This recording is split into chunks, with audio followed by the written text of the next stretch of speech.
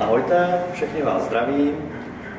Rád bych vám oznámil, že jsem si založil svůj nový realitní blog, který najdete na adrese paveldufek.infoblog.cz. Na tomto blogu chci psát články se zaměřením na problematiku nemovitostí.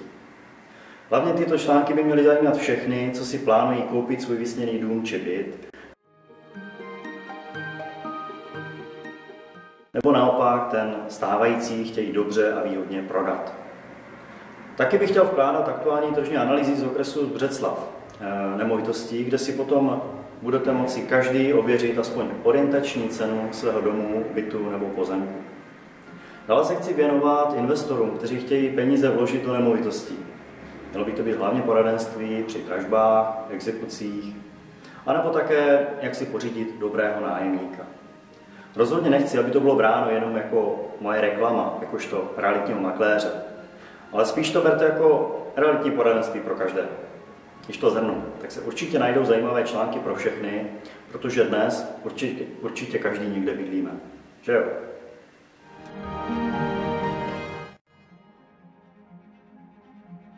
Je to můj první blog, takže prosím o shovívavost, než se to všechno pořádně naučím. Těším se na vaše ohlasy, a to nejenom v komentářích pod mými články. Díky.